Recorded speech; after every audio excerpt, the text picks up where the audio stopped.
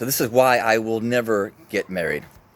I would never ask someone I care about to promise to stay with me for any amount of time, because I want this relationship, our relationship, to be real. Meaning that I want you here while you're happy, while it's working, while it's clicking for both of us.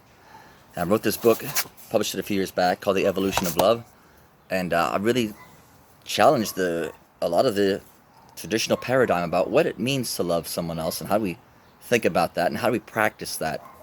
Um, I'm talking about videos about understanding our psychology and how our brain works and sometimes is in conflict. The different parts of our brain, our primitive, selfish brain, it is possessive and lustful, and I think it's responsible for this experience of falling in love. I think that other other life forms on this planet experience a very similar thing when they find a mate.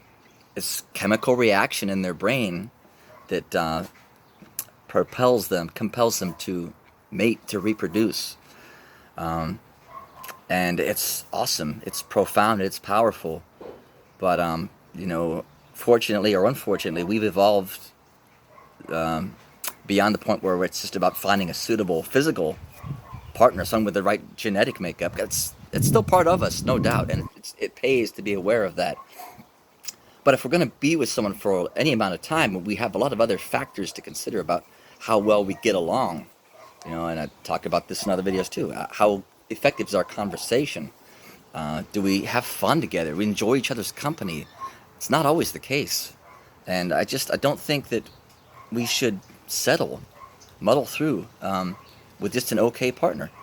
There's just so many things about relationships and love I could rattle off the whole book here, the basic premise. I'm just kind of winging it on these videos right now. Practice for me, then maybe this will help someone at some point. And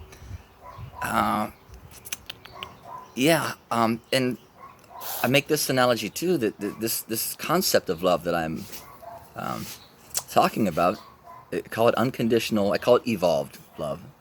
Look, we've evolved over time, and our concept, our paradigm has to shift also. And I don't expect everyone to go, 100% with me down the road, down the line, and come to the same conclusion where marriage, to me, is incompatible with this version of love.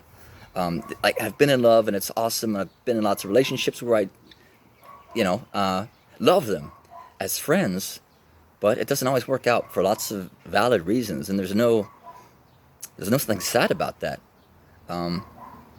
It is how it is. I make this analogy sometimes. It's wake up in the morning and you want clear skies and it's overcast, and now you're going to feel depressed about that. It's not logical. It doesn't make sense. Appreciate what you have. Sometimes two people don't work out together, and there's no need to be upset about that. In fact, I think it's a very boring experience or existence to be with that same one person all the time. Even while you're in that relationship, I think you need to be around other people often, just to get new ideas and have different kinds of conversations and different kinds of comedy with people.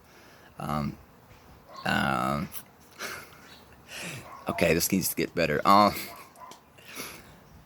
And yeah, I guess the ultimate expression, the way that you show that you really love someone at this level, at this evolved, mature level, is to say, look, I love being with you. I love being your friend. And yes, I do want to be with you. But that's all selfish.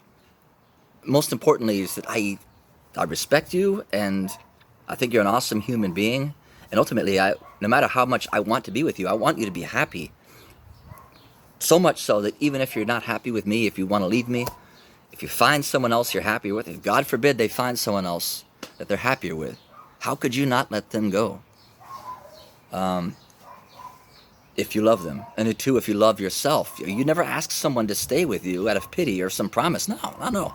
Love me enough to let me go. So when two people can honestly express that idea, that it's an open hand, and you're free to go at any time, and I'm still going to love you as the person you are, because that's not going to change. just as mature adults realize there may come a day where it's not working. We might, and two, you get started in a relationship, even after 6 months, you guys still have a lot of things to learn about each other and learn about yourself as you're going through. So if we make this false danger that, I'm so afraid to invest, to fall in love and be loving because they might leave me, they might cheat on me. Well, if that's the thing you bring into it, you can never actively love them and you never get started. You'll sit by yourself in your room and not even take the chance, and it doesn't make any sense. You gotta break down that wall of fear. And that's, really the crux of this book, how a new paradigm frees us from fear. Once you understand it like this, love is not anything. No one's gonna break your heart. It's not gonna happen. And that is such a great place to be. You're free to flirt and just go find out.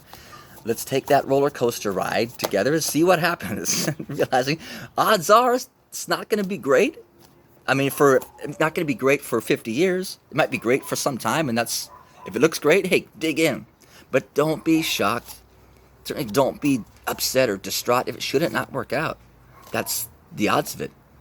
Unless you are someone who's just looking for a partner, a mate who's going to help you through life. We're going to team up and pay our bills and support each other. And that's beautiful too, but be clear about that in your own mind and be honest as you express that. Now, to me, that's more in line with, say, an arranged marriage. It's a different mentality coming into it. Like both people realize we're going to be attracted to other people, but we're going to forego that romantic thing for this, to build a family and take care of each other.